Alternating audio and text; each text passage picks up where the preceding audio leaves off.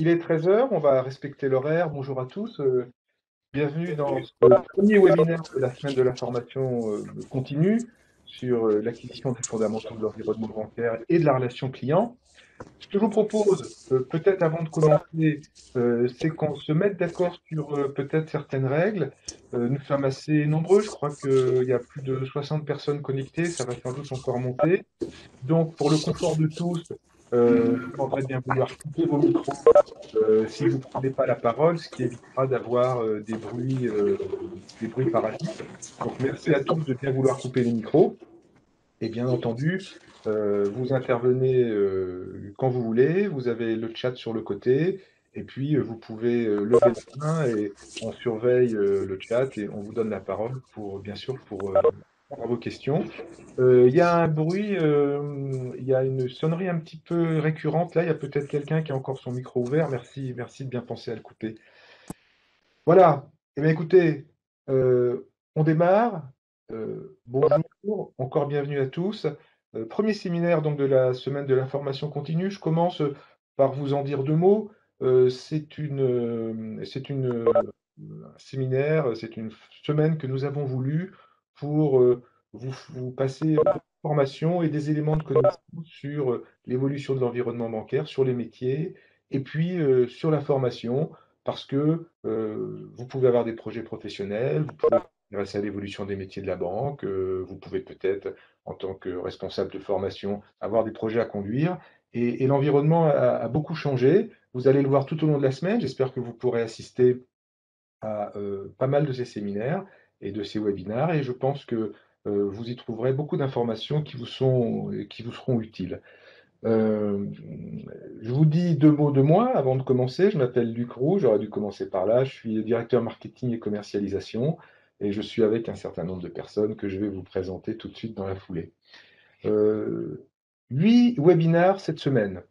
Donc vous allez avoir beaucoup d'informations que vous allez pouvoir glaner, qui vous seront très utiles. On a été obligé de faire des choix parce que il se passe énormément de choses évidemment dans l'actualité, dans les métiers de la banque. Donc on a choisi de faire des focus sur des métiers sur lesquels il y a aujourd'hui des enjeux, des besoins, du recrutement, des enjeux de montée en compétences et donc des besoins de formation. Donc, on va parler dans patrimonial, on va parler métier du pro, on va parler conformité, on va parler immobilier, management, bien sûr.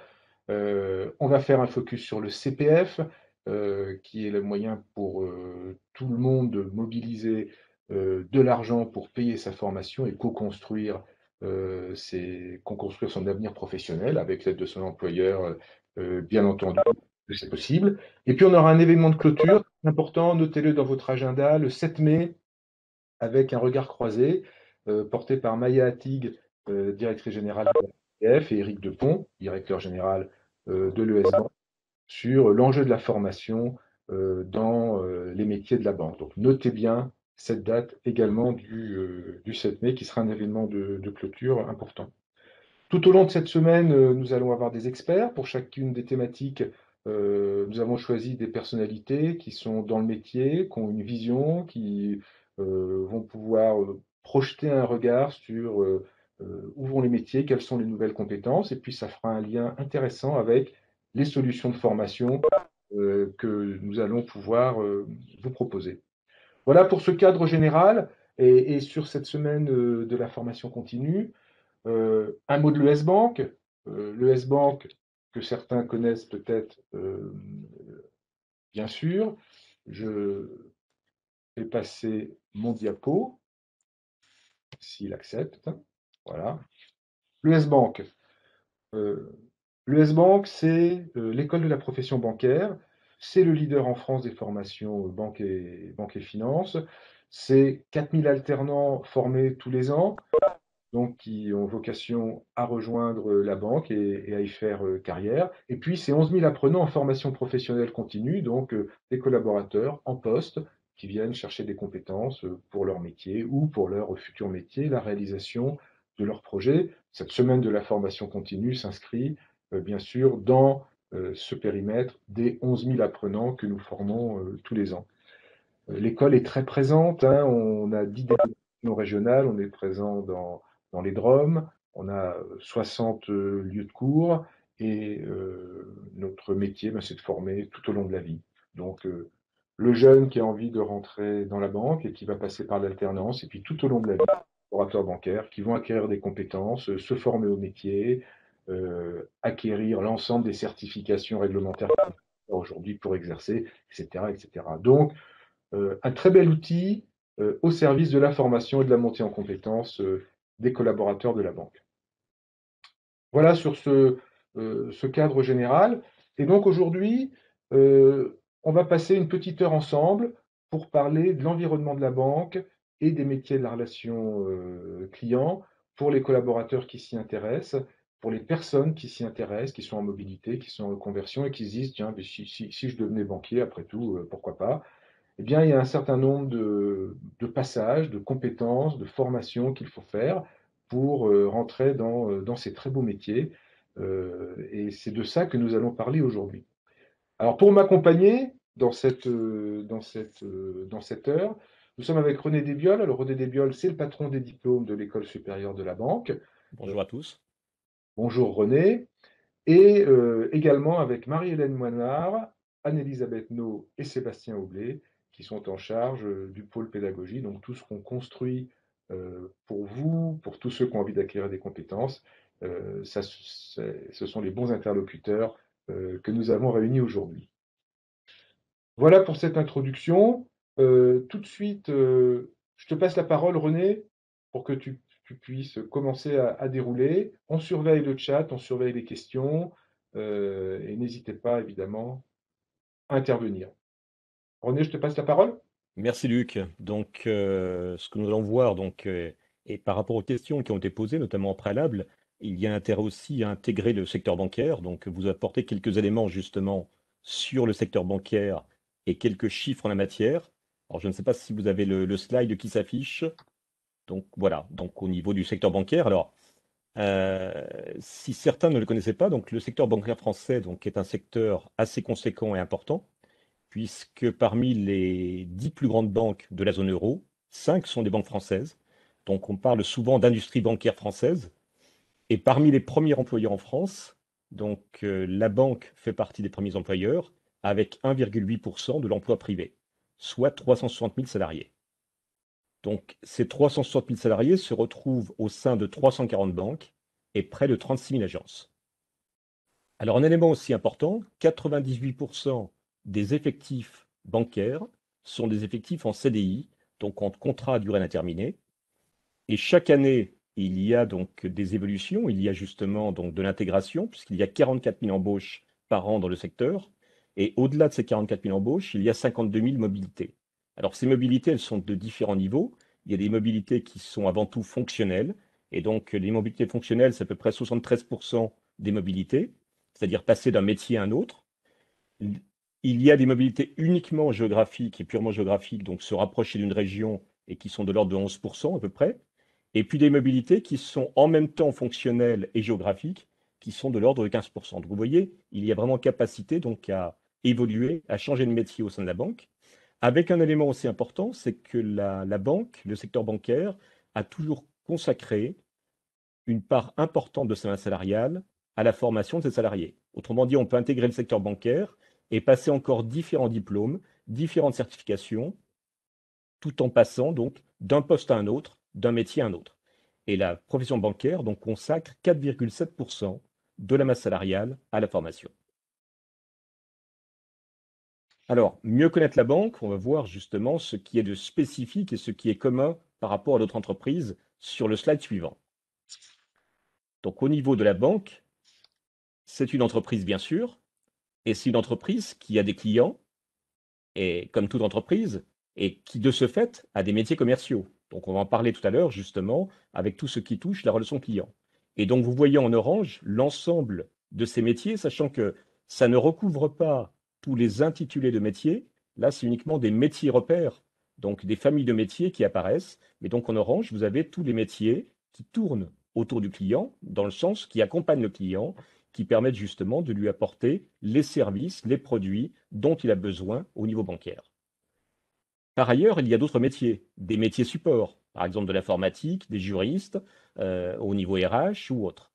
Et puis, il y a des fonctions transverses qui se retrouvent pour justement tout le traitement de données, puisque dans la banque, il y a beaucoup de données à traiter, et donc tout ce qui est la donnée, tout ce qui est aussi la sécurité de ces données, donc il y a aussi tous les métiers du contrôle et de la sécurité, qui sont des fonctions transverses et qui viennent renforcer justement donc les commerciaux. Et quand on regarde au niveau justement de la répartition des embauches au niveau de la banque, vous voyez que le chiffre est important dans tout ce qui touche la relation client, puisque 57% des embauches, un peu plus de 57%, concernent justement les métiers de la relation client. Donc c'est vraiment là où avant tout se fait le recrutement et l'embauche. C'est vraiment l'accompagnement du client, alors qui peut se faire bien sûr de manière physique dès lors que les conditions sanitaires justement le permettent, mais aussi donc de l'accompagnement, ce que l'on appelle omnicanal dans la banque, c'est-à-dire en utilisant tous les canaux de communication possibles, que ce soit par Internet, que ce soit par téléphone, par visioconférence ou autre. Donc, la banque est une entreprise avec des clients, mais on va voir aussi que c'est une entreprise un peu différente des autres sur le slide suivant.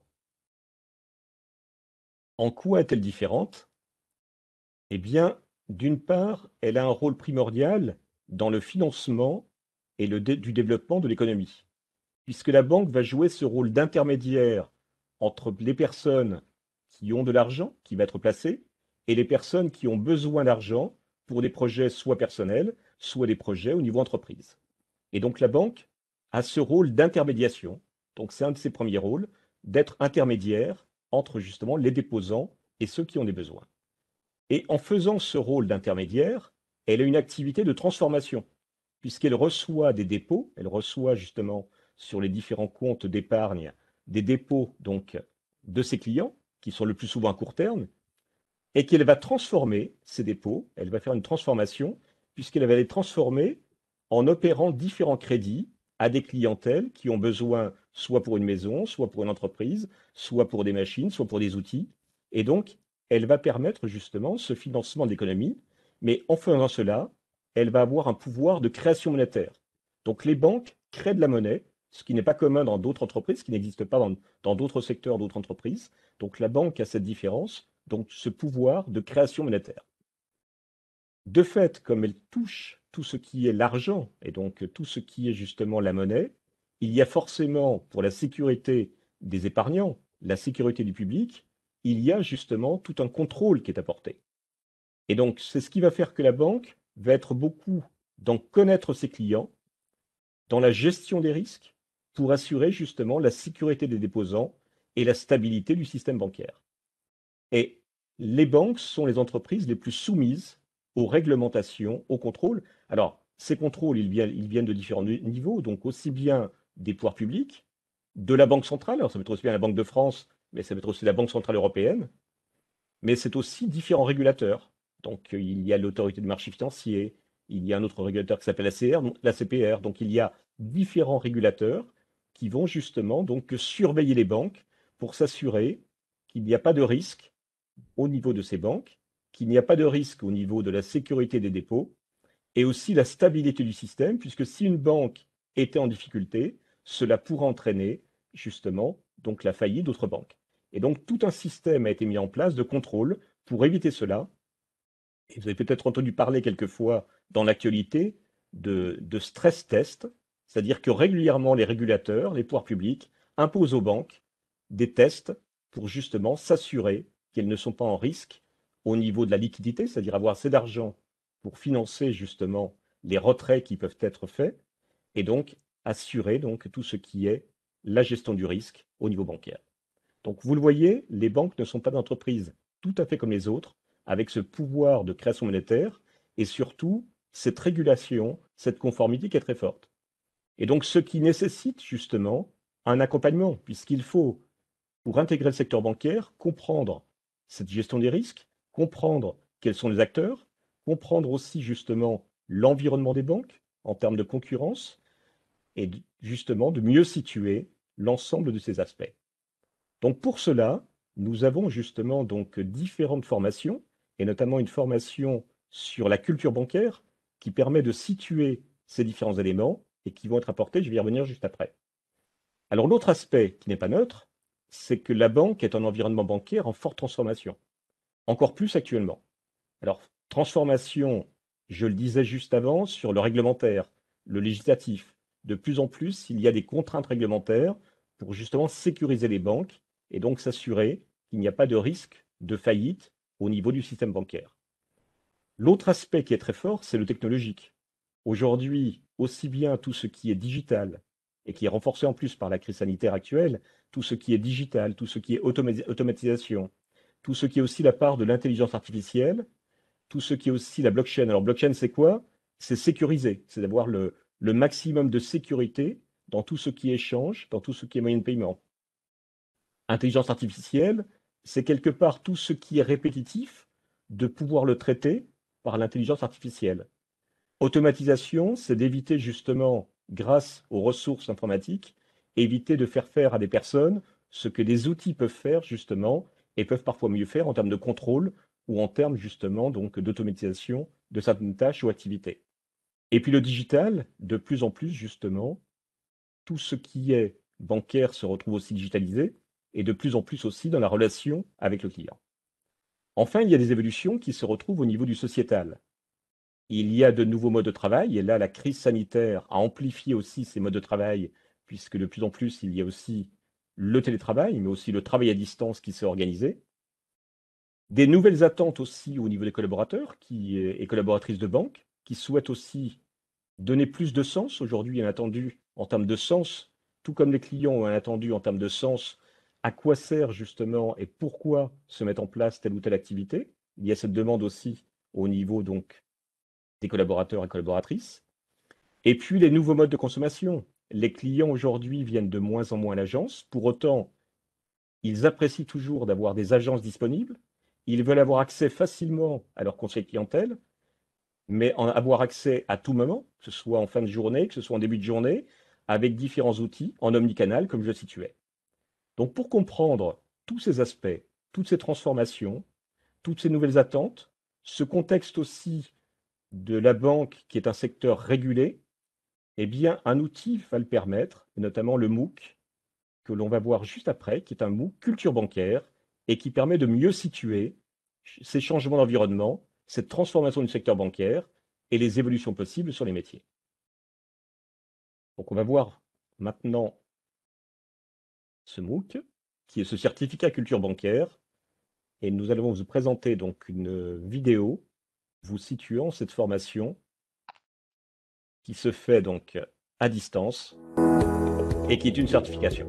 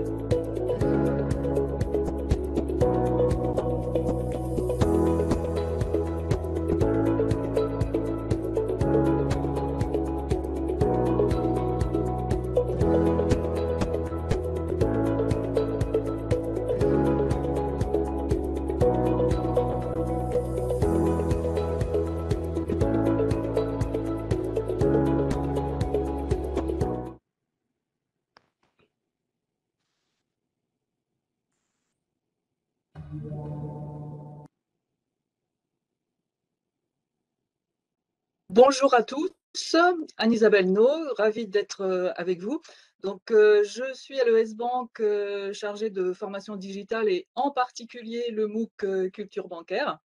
Donc, merci à René parce que il a dit beaucoup de choses, presque tout dit. Donc, sur le MOOC. Alors, le MOOC, qu'est-ce que c'est en termes de formation? C'est une formation qui s'adresse à toutes les personnes qui donc ont un projet professionnel dans le secteur bancaire ou qui y exercent déjà et qui ont besoin de mieux connaître et de mieux comprendre le fonctionnement de la banque en tant qu'entreprise différente, hein, avec ses spécificités, comme vous l'a présenté René, et de bien comprendre cette entreprise dans son environnement. Donc, soit ce besoin, soit du fait de leur parcours antérieur, soit parce qu'ils exercent au sein de la banque des fonctions support, par exemple, des fonctions autres que le cœur de métier, qui ont fait qu'ils n'ont pas forcément par le passé eu l'occasion d'avoir un panorama effectivement des activités, des contraintes et du contexte d'exercice de la banque. Donc, la certification culture bancaire qui valide la réussite au MOOC ne va pas viser à développer des compétences pour un métier ou pour une prise de poste, mais elle va viser à acquérir ni une expertise ni une spécialisation, mais elle va viser à acquérir un socle de compétences, donc de culture bancaire, pour vous accompagner dans votre intégration dans l'entreprise, dans vos activités au quotidien ou dans vos projets de mobilité. Donc l'objectif est de vous donner tous les moyens pour vous affirmer dans ce monde bancaire en transformation et d'être en mesure d'établir une relation professionnelle de qualité avec vos interlocuteurs. Donc que ce soit en externe avec les clients de la banque, qui aujourd'hui sont de mieux en mieux informés, de plus en plus exigeants. Donc l'enjeu, c'est de pouvoir vous positionner pleinement dans votre rôle de tiers de confiance et également dans les relations en interne avec les différents services. Donc, en tant qu'un collaborateur responsable, maîtrisant les particularités des métiers de la banque, maîtrisant ses contraintes, les exigences réglementaires et d'être capable de les intégrer dans votre activité au quotidien comme un acteur responsable. Donc, quelles sont les compétences qui vont être visées par cette formation, et qui vont être reconnues par la certification culture bancaire? Ça va être d'être capable d'argumenter sur le rôle d'agent économique de la banque pour développer une relation professionnelle de confiance donc avec ses interlocuteurs, donc en maîtrisant le rôle et le fonctionnement de la banque, en ayant une bonne vue de la réglementation. Ça va être des compétences visant à identifier les transformations et leurs conséquences dans la relation commerciale, donc en analysant les évolutions qui sont en cours dans le secteur et en particulier dans la banque de détail. Les compétences vont viser aussi à vous donner les moyens donc de vous positionner et de promouvoir ce rôle de tiers de confiance. Donc, en argumentant, être capable d'argumenter sur le rôle de gestionnaire des risques de la banque, sa responsabilité, ses obligations liées à son activité. En interne, ça va être aussi d'être en mesure de piloter la rentabilité client donc de manière optimisée. Donc, en corrélant la rentabilité des offres et leur nature avec le calcul du produit net bancaire, qui est donc le chiffre d'affaires en fait de la banque, la traduction du chiffre d'affaires dans les particularités de son exercice, comme vous l'a dit René, puisque c'est un exercice qui a trait à l'argent et au financement. Donc voilà, donc tout ceci pour adopter une démarche centrée sur le client, en étant capable d'identifier dans un monde qui se transforme, donc en étant capable d'identifier les menaces, les opportunités qui sont créées par l'arrivée d'acteurs disruptifs dans le secteur financier, comme on en entend parler tous les jours maintenant, et en identifiant bien les enjeux donc de mutation de cette banque et son orientation, son devenir, son avenir centré vers le conseil auprès des clients. Donc voilà le panorama de ce que permet la certification culture bancaire. Donc l'idée maîtresse, c'est bien de vous accompagner pour vous affirmer dans votre métier, dans votre activité, quel qu'il soit dans l'entreprise banque. Mais voilà, c'est plutôt en fonction de votre background, vos antécédents et votre besoin par rapport à cet environnement. Voilà ce que je peux dire. Donc, juste un dernier point. Le MOOC, donc, ça fonctionne par session. Donc, vous l'avez vu dans la petite vidéo, c'est 100%, une formation 100% en ligne, organisée sous forme, avec un programme sous forme de 5 thématiques différentes sur 5 semaines. Donc, et sur une période de 2 mois. La prochaine session a lieu du 18 octobre au 21 décembre.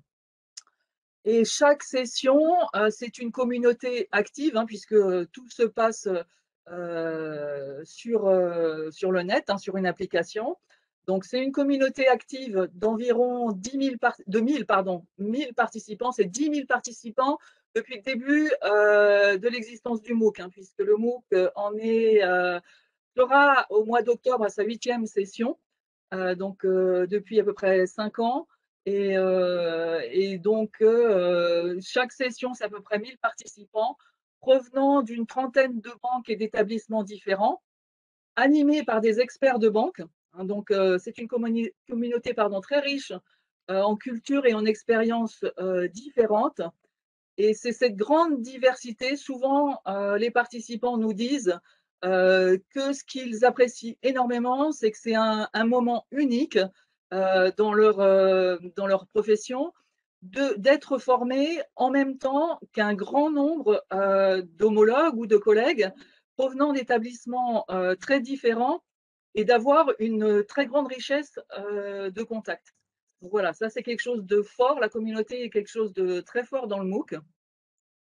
Voilà ce que je peux vous dire. La seule chose, vous avez un lien sur la vidéo vers le site du MOOC, hein, donc mooc-culture-bancaire.fr, où vous pouvez retrouver le programme, le planning de la prochaine session, les informations concernant la certification, le refinancement, des témoignages, hein, donc, de lauréats et de certifiés des sessions précédentes.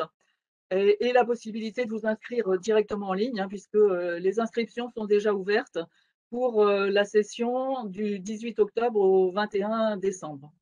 Si vous choisissez de refinancer votre formation par le CPF, sur ce site, vous trouverez un lien qui vous redirigera vers le site moncompteformation.fr où vous pourrez retrouver les formations donc de l'ES Bank et vous inscrire au MOOC. Voilà ce que je peux vous dire. Et juste pour finir, que je vous attends nombreux pour la prochaine session. Voilà. Et je vais Merci Anne-Isabelle. passer la parole à Sébastien. Merci Anne-Isabelle. Est-ce qu'on fait peut-être un minute d'arrêt parce qu'on a il y a peut-être des personnes qui ont envie de poser une Bah question. oui, Je ne vois rien dans le chat.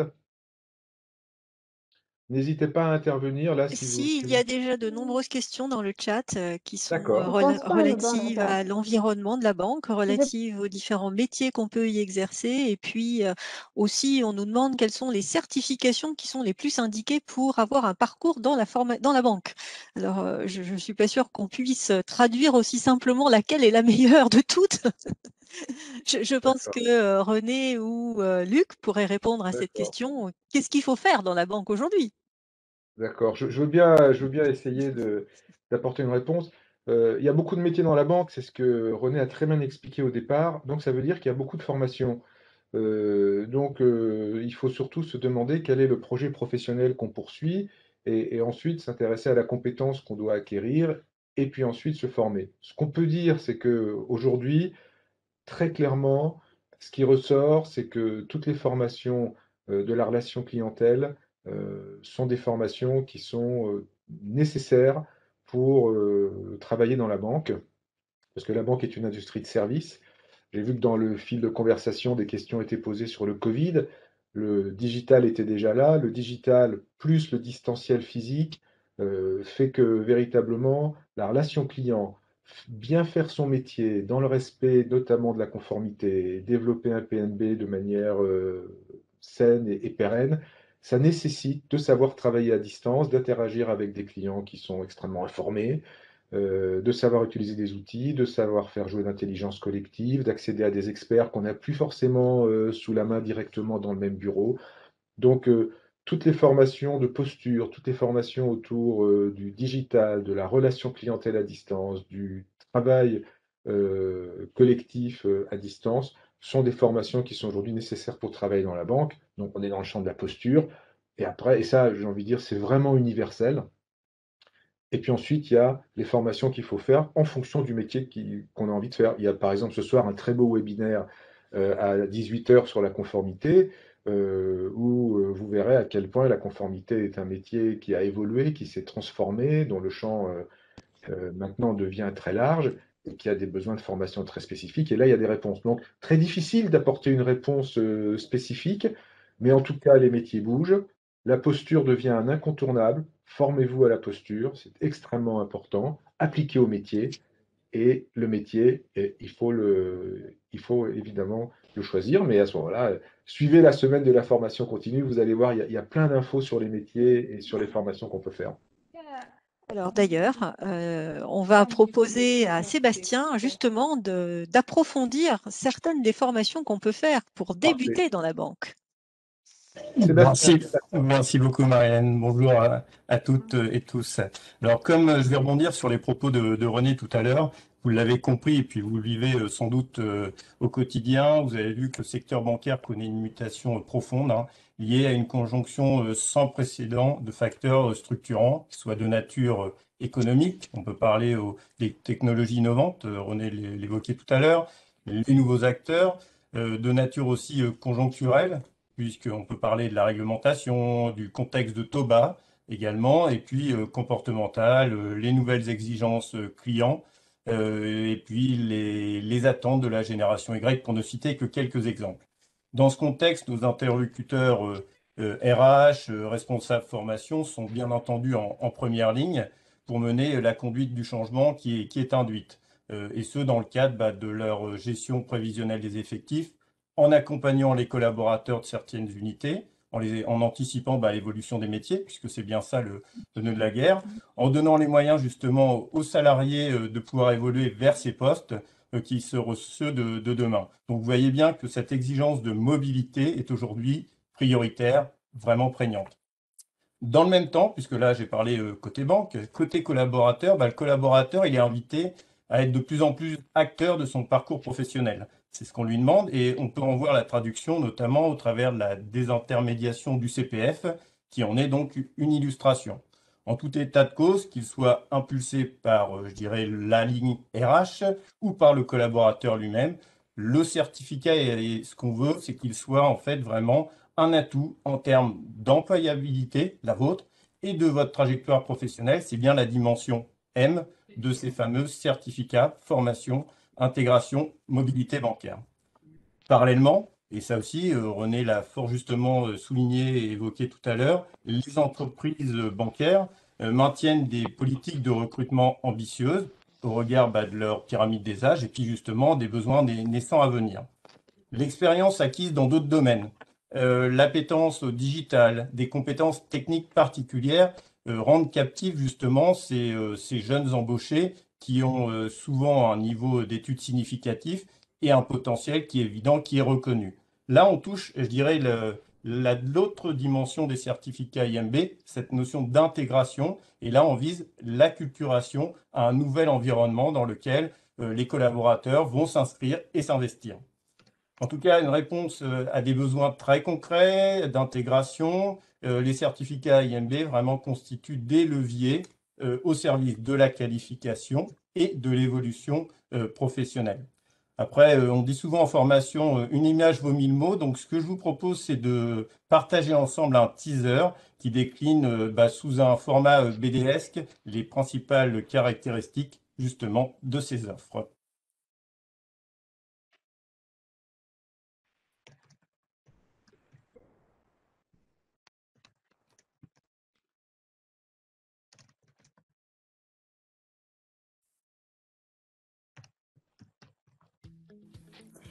La profession accompagne l'intégration et la mobilité bancaire de ses collaborateurs par la mise en place de 4 certificats. À cet effet, le Centre de formation de la profession bancaire, l'École supérieure de la banque, met à disposition les parcours pédagogiques correspondants. Nous vous proposons de les découvrir au travers de situations concrètes. Cela fait 5 ans que David a rejoint le back-office de la banque Carl. À 35 ans, il souhaite donner une nouvelle orientation à sa carrière et se verrait bien évoluer vers la gestion de la clientèle de particuliers. En s'inscrivant au certificat technique bancaire du particulier, qu'il peut financer via son CPF, David va nourrir son projet. Ces 8 journées lui permettront d'acquérir les fondamentaux du marché des particuliers. Depuis son arrivée au sein de la Banque Norbert, Caroline occupe un poste de chargée d'accueil en agence. Son RH lui propose un poste de conseillère au sein du réseau parisien.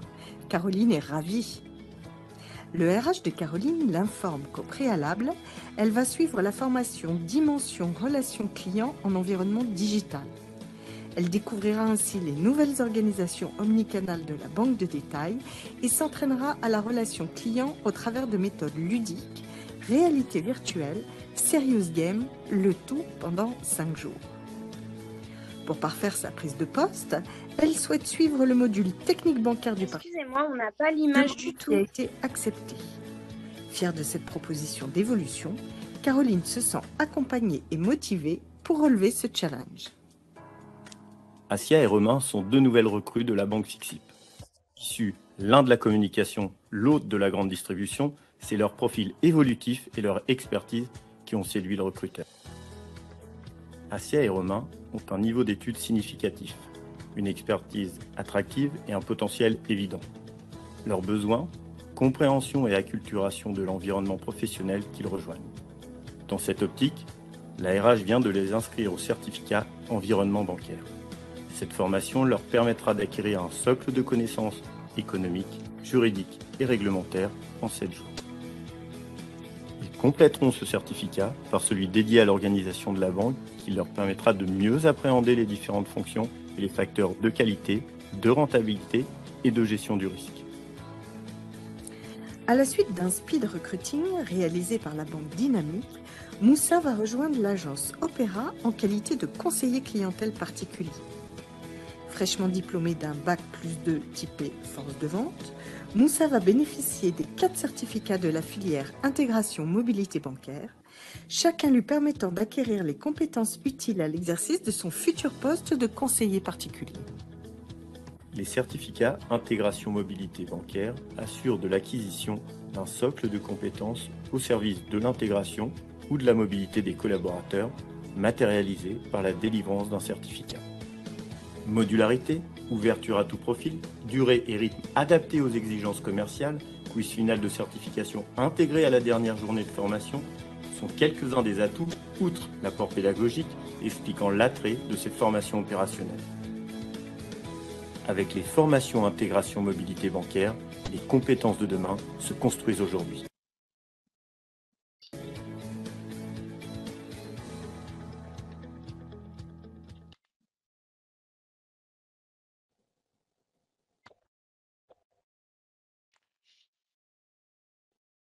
Voilà pour cette vidéo. Sébastien, j'espère que vous m'entendez tous. Veux-tu reprendre la parole pour un... Je vais laisser la parole à Marie-Hélène qui va pouvoir justement prolonger ce teaser en accentuant sur Ok. certains points clés. Voilà. Marie, je te laisse la parole. Alors, bonjour à tous, merci Sébastien. Vous l'aurez compris au travers de tout ce qui vous a été dit précédemment, finalement ces formations dont vous ont parlé Anne et Sébastien, elles ont des points communs qui sont très très forts. D'abord, c'est les banquiers qui parlent aux banquiers, donc ils vous font partager leur expertise, voire leur passion. Ils répondent spécifiquement à vos besoins. Donc, vous pouvez suivre chaque morceau isolément ou aggloméré en fonction de votre parcours, en fonction de ce que vous revenez chercher.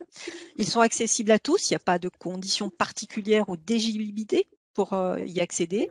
Ces formations sont souvent très transverses à tous les métiers. Peut-être que les techniques bancaires du particulier ont une vocation très spécifique, mais le reste est vraiment recommandé parce que ça vous permet de mieux vous situer au sein de votre établissement, de mieux comprendre le sens de vos missions, de vos actions au quotidien. Ça vous permet, au regard de votre environnement au quotidien, de mieux intégrer toute la dimension de la relation client, toutes les compétences qui sont nécessaires à une relation de qualité aujourd'hui, la qualité étant devenue le leitmotiv de tous les banquiers. L'autre volet du pourquoi vous devriez venir nous voir, c'est toute cette pédagogie qui a été mise en place. Systématiquement, on prend appui sur des situations bancaires, sur des cas qui peuvent arriver dans la réalité de vos métiers. On construit des missions fil rouge qui encouragent le travail en équipe. On vous fait des jeux. Vous avez entendu parler de Serious Game qui vous permettent de coopérer, de construire le groupe, qui permettent de mettre en avant aussi l'intelligence collective et situationnelle au quotidien dans vos métiers. Donc, tous ces éléments sont là en réponse à toutes les questions, à toutes les interrogations, à tous les besoins que vous aurez au quotidien sur l'environnement, l'organisation de la banque et puis la dimension de la relation client. Nous avons beaucoup de questions qui nous ont été faites. Donc, Luc, je pense que nous allons avancer. Il y avait la slide d'après dont on vient de parler. Et puis ensuite, tu peux encore avancer d'un cran. Merci à toi. Voilà, nous arrivons aux questions, aux échanges. J'ai vu beaucoup de questions. Alors, une première peut-être pour Anne-Isabelle qui... J'ai vu des questions relatives au coût, aux inscriptions, à la capacité de suivre ce MOOC en parallèle de d'autres parcours. Oui, donc j'essaie de répondre en D'accord. dans le chat. Donc, Il y avait une question sur le prix également qui a été oui, alors posée. oui, donc on peut effectivement donner le prix. Alors, il y a plusieurs tarifications effectivement selon le contexte dans lequel vous vous inscrivez, c'est-à-dire si vous êtes inscrit par votre établissement dans le cadre d'un contrat d'entreprise ou si vous êtes inscrit en tant que collaborateur individuel. Donc, en tant que collaborateur individuel, il y a deux situations possibles. Soit vous êtes. Alors, il y a eu une question où vous posiez, est-ce que je peux faire le MOOC en parallèle d'une autre formation, en alternance ou autre? Oui, bien sûr. Et c'est même très pratiqué. Hein, donc, on a beaucoup de candidats qui le pratiquent dans ce cadre-là. Et par exemple, si vous faites l'ITB à l'ES Bank, le MOOC est intégré dans le premier bloc de compétences. Donc, vous avez accès au MOOC dans ce cadre-là. Donc, oui, c'est tout à fait un contexte favorable pour le faire. Dans ce cas-là, ça c'est pour revenir au prix. Dans ce cas-là, vous avez un statut d'étudiant et avec un statut d'étudiant, si c'est une inscription individuelle, vous avez droit accès à un tarif réduit qui est de 290 €. Si vous vous inscrivez en tant que, par exemple, collaborateur, mais à titre individuel, sans être salarié ou peu importe, sans être étudiant, le tarif est de 590 € net. Hein, il n'y a pas de charge sur cette inscription. Et on rappelle, Vous pouvez Anne-Isabelle, le que financer, vous pouvez le financer avec le CPF. Évidemment. voilà, c'est éligible au CPF, très important. Ouais. D'accord. Alors, je propose de commencer à répondre à différentes questions. Alors, il y a la demande de ce certificat à te faire en distanciel. Oui, le MOOC s'organise en distanciel. Alors, sachant que c'est bien une session, donc on a bien un démarrage à une période. Vous avez vu les dates de démarrage qui est indiquée.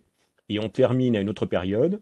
Et donc, il y a, pendant ces différentes étapes, l'apprenant donc, a des activités à réaliser. Et puis ensuite, il va y avoir justement différents quiz et jusqu'à la partie examen qui se fait donc à la fin du cursus.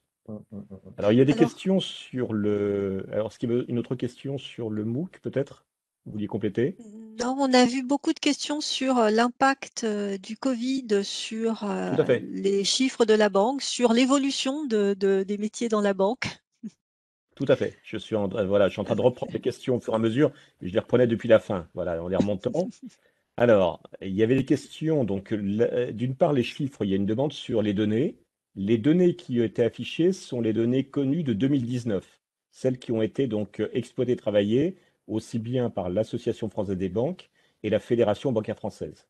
Donc, ce sont les chiffres 2019 qui ont été affichés tout à l'heure quand j'ai démarré justement au niveau de l'intervention. Alors, il y a un point qui est sur le management, puisque je vois qu'il y a des questions par rapport à l'ITB qui a un diplôme de management, qui va être présenté d'ailleurs lors d'un webinar cette semaine. Donc, vous pouvez tout à fait vous connecter sur ce webinar. Et une question par rapport donc à comment réussir les tests, eh bien, avant tout, les tests sont avant tout pour aider à un positionnement. Ce ne sont pas des tests d'entrée, donc pour empêcher l'entrée dans le cursus, mais c'est pour se positionner et mieux situer si on est en capacité de suivre le cursus ou s'il y a besoin justement de journées optionnelles d'accompagnement. Donc c'est avant tout un positionnement par rapport au cursus. Alors dans les autres questions qui ont été posées, Alors, est-ce là, je que le reprends. numérique va éliminer des emplois dans la banque? Alors, le numérique, bien sûr, impacte, mais quelque part, ça permet peut-être de consacrer plus de temps, plus d'activités auprès du client ou sur des activités qui ont plus de sens justement pour la banque. Donc, le numérique, il est plutôt là pour soulager sur tout ce qui est de la traitement de données, sur tout ce qui est justement du traitement de données ou tout ce qui est quelque part répétitif, comme je l'indiquais tout à l'heure. Et donc, il va plutôt venir justement donc soulager davantage à ce niveau-là. Et pareil donc sur le digital. Mais on va être beaucoup plus sur une évolution. Alors, je fais la liaison avec la question qui était, est-ce qu'il y a des métiers qui vont disparaître? Aujourd'hui, il y a certains métiers qui sont plus des métiers d'accueil, où l'accueil s'organise certainement différemment, d'autant plus qu'il y a de plus en plus d'entretiens, de liens avec le client qui se font à distance. Donc là, il y a une évolution de l'accueil qui va être beaucoup plus, non pas d'accueillir forcément physiquement le client, mais de l'accueillir différemment. Donc, et je parlais tout à l'heure de l'omnicanal, c'est-à-dire aussi bien par des échanges qui sont autres, par Internet, par visioconférence, par téléphone, donc où va se faire aussi l'accueil du client à d'autres moments. Oui, le maître mot, si je peux rebondir, c'est valeur ajoutée. En fait, les nouvelles technologies n'ont d'autre vocation qu'à redonner du temps aux collaborateurs pour être vraiment focus sur les opérations à valeur ajoutée pour les clients. Alors, on a une personne qui indique donc qu'elle a tout un passé de chef d'agence, un passé aussi justement d'agent clientèle et de chargé d'affaires. Donc, est-ce qu'elle peut bénéficier d'une certification ITB? Oui, bien sûr. Donc, puisque l'ITB emmène sur le management, et donc vous pouvez tout à fait donc vous inscrire à la certification et au cursus ITB. Autre question. Donc, il y avait une question sur les impacts de BAL4 sur le secteur. Donc, sur le secteur financier, donc peut-être par rapport à ce que j'ai pu exposer justement sur tout l'environnement et donc et la surveillance du secteur financier pour tout ce qui est risque systémique. Eh bien, la nouvelle réforme BAL4 a pour but justement de renforcer donc tout ce qui est de manière significative donc le niveau et la qualité des fonds propres. Et donc là, requis donc au titre de toutes les exigences qu'ont les banques en termes de solvabilité, justement pour garantir une capacité d'absorption d'éventuelles crises, comme il y en a eu en 2008, et donc d'absorber justement donc d'éventuels chocs. Et c'est ce que j'évoquais quand je parlais de tests qui sont organisés régulièrement par les régulateurs pour s'assurer que les banques, justement, supportent bien ces scénarios de crise. Et donc là, dans l'évolution de BAL4, bien sûr, ça impacte les banques, puisqu'on a encore plus. Donc BAL4, ce sont des accords, en fait, qui ont été passés à BAL, d'où le nom de BAL. Et il y a eu différents niveaux d'accords. Et donc on a au 4e niveau de ces accords. Et là, ça touche le risque de crédit, le risque de marché et le risque de taux. Alors là, René, je te relais un petit peu. Ce soir, on a un webinaire sur la conformité. Et donc, pour ceux qui sont intéressés, on vous a mis dans le fil de discussion le lien pour que ceux qui sont intéressés puissent assister au webinaire sur la conformité où cette question pourra être posée avec nos experts et Myriam Zitouche qui pourra apporter des compléments d'information nécessaires. Donc, rendez-vous ce soir à 18 h pour creuser le sujet de la conformité. Alors, il y a une question sur les certifications qui sont les plus pertinentes dans la carrière bancaire. Vous l'avez vu tout à l'heure quand j'ai parlé d'une part des embauches, mais aussi en termes d'effectifs, c'est bien dans tout ce qui est l'accompagnement du client, mais les clients ne sont pas uniformes, il y a différents types de clients, ça peut être des particuliers, ça peut être des professionnels, comme le soulignait tout à l'heure aussi justement Sébastien, ça peut être des entreprises, ça peut être aussi au niveau de clients patrimoniaux, c'est-à-dire qui ont un patrimoine conséquent sur lesquels ils recherchent des conseils. Eh bien, ce sont ces certifications dans l'accompagnement du client et donc ce qui a été évoqué lors de cette formation. C'est-à-dire là, on est sur tout ce qui peut permettre la relation bancaire et d'autres certifications aussi existent qui vont encore plus loin dans l'accompagnement de ces différentes clientèles. Pas mal de questions, René, également, qui reviennent sur les processus d'admission. On a une personne qui est en Belgique, une personne qui a 2 masters, qui veut savoir si elle peut faire un bachelor. Donc la réponse qu'on peut apporter à ça, c'est que Alors, ouais, bah, je te laisse voilà, donc faire sur ça. la Belgique, j'allais y répondre juste après, Ouais, justement. ouais. Donc, eh bien, écoutez, on peut tout à fait vous accompagner en termes de formation, puisque je suis aussi le directeur de l'international, et nous sommes présents donc dans une trentaine de pays de manière permanente, mais nous intervenons aussi bien sûr en Europe, mais aussi sur d'autres continents. Et là, donc, on peut accompagner donc dans différentes dimensions, aussi bien sur des certifications par rapport au marché financier, des certifications par rapport du réglementaire, ou des certifications sur les métiers. Hmm. Voilà. Alors, nous avons des questions aussi relatives aux tarifications, notamment d'ITB, mais peut-être pouvons-nous flécher vers Oui, vers on le va voir le parcours, vers le webinaire webinar qui sera sur le dédié à ce management. sujet. Tout à fait, je crois qu'on a établi Effectivement. le lien, ce qui vous permettra d'avoir Ouais. l'éclairage, puisque dans ce webinaire, on regardera aussi bien comment devenir manager, mais aussi comment pouvoir être aussi par la suite manager de manager, puisqu'il y a deux formations, donc l'ITB pour être manager et le CESB, donc management, pour devenir manager de manager. Donc tout ceci sera abordé lors du webinaire donc, qui sera présenté. Et on On nous répondra bien demande sûr aux également questions. quel est l'avenir du métier physique en banque. Alors, Alors, il y a un avenir. Récemment, donc, il y a un dirigeant de banque qui est intervenu et donc a mis en avant l'importance toujours du réseau bancaire. Donc, je vous ai présenté le nombre d'agences qui est quand même très conséquent donc, au niveau bancaire. On n'est pas actuellement dans une forte diminution des agences. Il y a très peu de diminution en la matière et il y a plutôt justement peut-être un renforcement donc sur certaines clientèles et donc sur qui sont aussi accompagnées donc par d'autres moyens. Donc, je parlais de l'omnicanal, par téléphone ou autre. Mais le réseau d'agences physiques existe toujours et donc va perdurer. Et donc, il y a bien un avenir dans l'accompagnement des clients. Alors, c'est vrai que la période actuelle, avec une situation transitoire, puisqu'il y a le contexte justement de pandémie, fait que tout ce qui est physique a été limité le plus possible. Mais pour autant, le secteur bancaire a été une des entités qui est restée ouverte pendant la crise, parce que justement, donc, comme je vous le situais tout à l'heure, le rôle des banques est essentiel pour l'économie, pour accompagner que ce soit les artisans, les commerçants, les entreprises qui souffraient, les commerçants qui souffraient pendant cette période. Et donc, le réseau physique a toujours du sens. Mais il va être renforcé peut-être avec un réseau physique où il y aura peut-être pas des effectifs aussi conséquents dans les agences en question, mais il y aura toujours aussi cet accueil du client pour l'emmener beaucoup plus sur du spécialisé, sur des services qu'il peut attendre de sa banque. ouais, absolument. Est-ce qu'il faut avoir un diplôme minimum pour accéder à la formation en habitant en Belgique? Est-ce que le fait d'être belge change la nature du niveau que nous devons avoir pour se former en France? Alors sur les certificats et sur le MOOC, non, il n'y a pas de minimum. Sur les autres formations, ça ne change pas le niveau qu'il faut avoir et vous retrouverez toutes ces informations-là dans chacun des webinaires qui traitent des questions de la formation sur le management, la conformité, l'immobilier, les métiers du particulier. Hmm. Et Ce nous qu'on peut assurons dire, déjà des formations aussi ouais. réglementaires donc, pour les publics belges, tout comme aussi les publics belges se forment sur aussi des certifications de management ou autres, ou Ce qu'on peut dire patrimoniales. pour apporter un élément de réponse à cette question qui est posée, c'est qu'à partir du moment où vous êtes sur un titre qui a une reconnaissance au RNCP, et c'est le cas dans la majorité de nos diplômes, il y a des règles d'accès. Ces règles d'accès, elles sont en fonction de votre propre niveau académique. Par exemple, pour rentrer dans un bac+3, il faut un bac+2. Ça, c'est la voie d'accès pour accéder à un titre qui est enregistré au RNCP. Mais ce n'est pas le seul, parce que vous pouvez faire valoir vos acquis professionnels.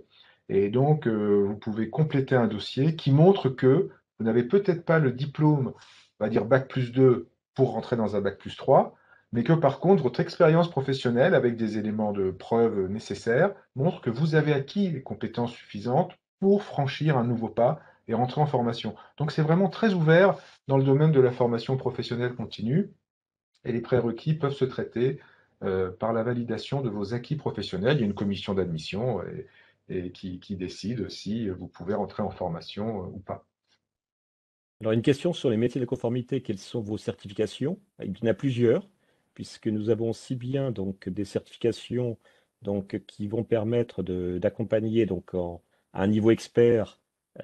Et donc là, on est sur un diplôme Bac+5, qui est justement un diplôme d'expert conformité et qui intègre tous les volets donc, de la conformité, avec aussi bien l'aspect audit, l'aspect contrôle interne, et puis tout ce qui est lutte contre la fraude et le blanchiment d'argent.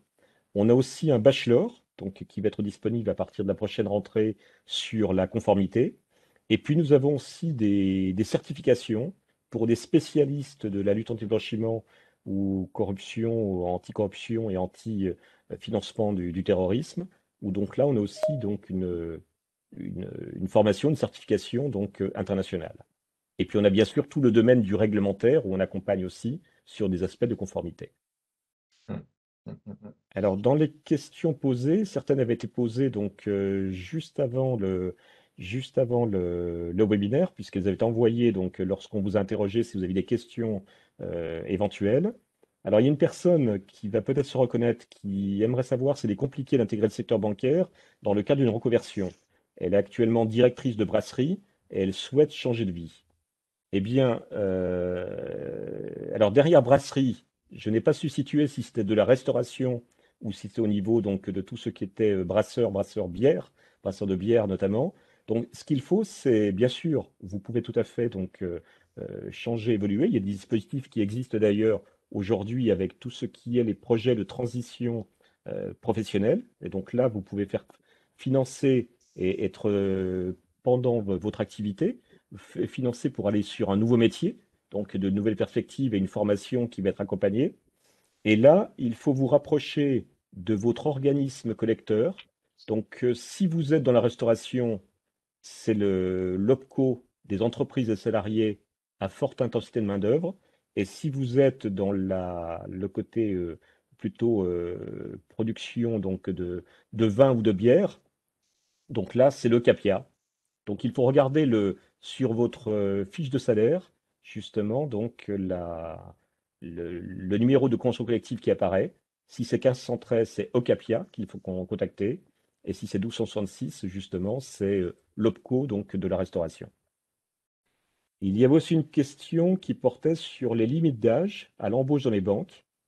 Alors, il n'y a pas de limite d'âge aujourd'hui, donc la formation accompagne beaucoup aussi les publics justement qui, quel que soit l'âge dans la banque, on est bien sur comme le soulignait Luc au démarrage, sur un accompagnement et une formation tout au long de la vie. Les limites d'âge ne peuvent se retrouver que sur les contrats en alternance, où là donc la limite est à 29 ans, donc avec quelques exceptions, quand justement donc les personnes, il y a plusieurs exceptions qui existent, donc à regarder donc sur ces différentes exceptions, mais c'est le seul cas où il y ait des limites d'âge qui sont imposées par la loi. On peut préciser également, René, que les banques recrutent beaucoup. Il y a plus de 40 000 recrutements par an. Ce qui est intéressant, c'est de voir que la moitié de ces recrutements concernent la force de vente et ça fait écho avec questions qui sont posées sur qu'est-ce qu'il faut faire pour être conseiller de particulier. C'est une très bonne question parce qu'il y a beaucoup de recrutements donc, dans la force de vente, dans la banque. Donc gardez ça en tête, c'est une bonne voie lorsqu'on veut rentrer dans la banque, de commencer par le commerce. Et les qualités qu'il faut avoir sont des qualités commerciales, d'écoute, d'empathie, de développement. Et puis après, il faut acquérir les composantes du métier, savoir ce que c'est qu'une banque, son organisation, ses acteurs, sa régulation, la conformité. Il faut être capable de connaître les techniques bancaires. Donc, tout ça, ça s'apprend dans nos formations. Et pour être un bon conseiller de clientèle de particulier, il faut avoir un profil tourné vers la relation client. Pour répondre, je réponds à une question je faisais un pont avec une question qui était posée. Il y avait une question également, une question sur la reconnaissance à l'international de Tout à fait, du diplôme. bachelor. Voilà. Voilà. Donc ça, c'est un point qui est important. Donc nous avons l'habitude de former à l'international puisque nous avons différentes certifications. On est non seulement organisme de formation, alors on appartient à la profession bancaire, on a été créé en 1932, on appartient à la profession bancaire et donc dans notre conseil d'administration, il y a l'ensemble des banques françaises, mais nos diplômes donc, sont aussi assurés à l'international et donc ils sont aussi reconnus à l'international dans le sens où ils sont largement utilisés donc, par les établissements bancaires à l'international. Alors, il y a une question sur le bac+2, signifie quoi en Belgique? Donc, est-il possible d'avoir accès à la formation? Alors, pour toute demande particulière par rapport justement à des diplômes que vous auriez, des interrogations que vous auriez, vous pouvez tout à fait nous interroger. Donc, on vous dira exactement donc, quels sont donc les diplômes accessibles, sachant que certains diplômes nécessitent un préalable et un prérequis, donc de niveau. Mais pour autant, si vous avez une expérience, cette expérience peut être mise en avant dans ce qu'on appelle une VAP, une validation des acquis professionnels.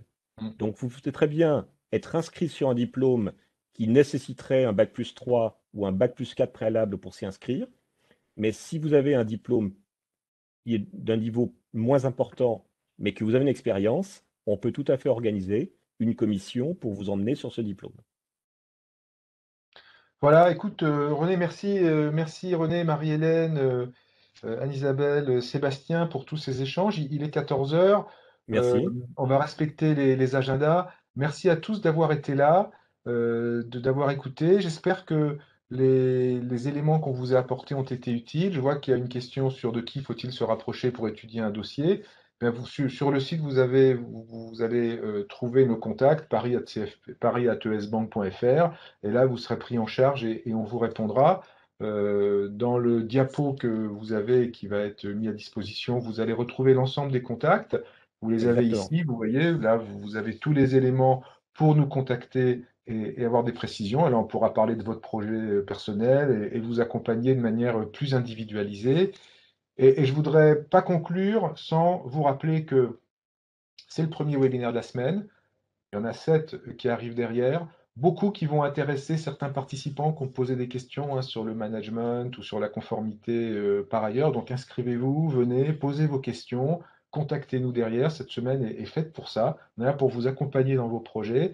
Et puis, 7 mai à 12h30, notez dans vos agendas, inscrivez-vous et venez écouter Maya Tig, directrice générale de la FBF, et Éric Depont, directeur général de l'ES Bank, sur un regard croisé sur la formation professionnelle et ses enjeux. Voilà, merci à tous. Je vous souhaite une excellente journée et puis à très bientôt pour le prochain webinaire, peut-être ce soir à 18h pour la conformité, pour ceux qui sont passionnés par ce sujet. Voilà, à tout à l'heure. Merci à Merci toutes beaucoup. et à tous et très bonne journée à vous. Au revoir.